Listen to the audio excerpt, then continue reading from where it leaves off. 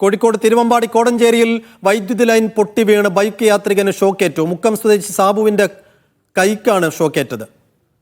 നവീൻ നാഥ് വിശദാംശങ്ങൾ നൽകും. നവീൻ, എപ്പോഴായിരുന്നു സംഭവം? ഇദ്ദേഹത്തിന്റെ ഇപ്പോഴത്തെ അവസ്ഥ എന്താണ്?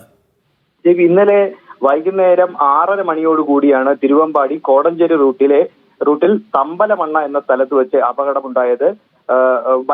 ബൈക്കിൽ യാത്ര ചെയ്യുകയായിരുന്ന സാബുവും ഭാര്യയും സഞ്ചരിച്ചിരുന്ന ബൈക്കിന് മുകളിലേക്ക് വൈദ്യുതി കേബിൾ പൊട്ടി വീഴുകയായിരുന്നു. ഒഴിവായത് വലിയ ദുരന്തമാണ്. മുക്കത്ത് നിന്ന് വീട്ടിലേക്ക് പോവുകയായിരുന്നു ഇദ്ദേഹവും ഭാര്യയും. മുക്കം ദിയ ഗോൾഡ് എന്ന സ്ഥാപനത്തിലെ ജീവനക്കാരനാണ് സാബു. സാബുവിന്റെ കൈക്കാണ് പരിക്കേറ്റത്. കൈക്ക് സാരമായി പൊള്ളലേറ്റിട്ടുണ്ട്.